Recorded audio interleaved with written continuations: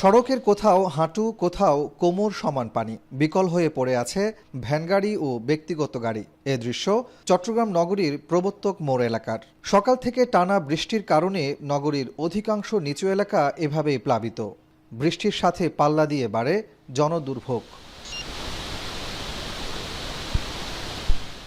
চলমান জলাবদ্ধতা প্রকল্পের কাজের কারণে অনেক নালা বন্ধ থাকায় পানি নামতে না পেরে তৈরি হয়েছে স্থায়ী জলজট। এতে সড়কে তৈরি হয় যানজটও। সবচেয়ে করুণ দশা এসএসসি পরীক্ষার্থীদের। পরীক্ষা কেন্দ্রে যাওয়া আসার সময় ভেজা পোশাকে পড়তে হয় যানজটে।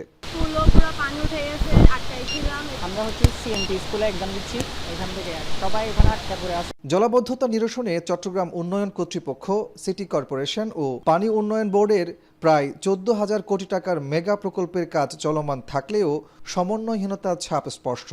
নালার মুখ বন্ধ থাকায় বৃষ্টির পানি নগরীর অলিগলি থেকে নামতে পারছে না। দীর্ঘস্থায়ী জলাবদ্ধতায় চরম ক্ষোভ প্রকাশ করছেন নগরবাসী। ধীরে ধীরে পানির পরিমাণ বাড়তেছে এবং আমি একজন অ্যাম্বুলেন্সের ড্রাইভার, আমি পেশেন্ট নিয়ে ঠিকঠাক মতো মেডিকেলে পৌঁছাতে পারতেছি না। পেশেন্টের অবস্থা অনেক ভয়াবহ। আমাকে যেতেই হবে, আমার নাতনি ওই স্কুলে। এদিকে মেয়র বলছেন, জলাবদ্ধতা নিরসনে নালা নর্দমা পরিষ্কারে ক্রাশ প্রোগ্রাম বাস্তবায়ন করছে সিটি কর্পোরেশন। কিছু অসচেতন ব্যবসায়ী ও স্থানীয়রা যেখানে সেখানে ময়লা ফেলে নালাগুলোকে কার্যত বর্জ্য ফেলার কেন্দ্রে পরিণত করেছে।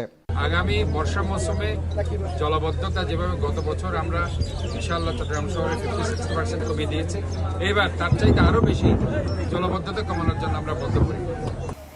এদিকে ভারী বৃষ্টিপাতে কুমিল্লা নগর জুড়ে সৃষ্টি হয়েছে জলাবদ্ধতা। টানা বৃষ্টিতে নগরীর বিভিন্ন সড়ক পানির নিচে তলিয়ে গিয়ে চরম দুর্ভোগে পড়েছেন সাধারণ মানুষ। কাজী মাহফুজ, এখন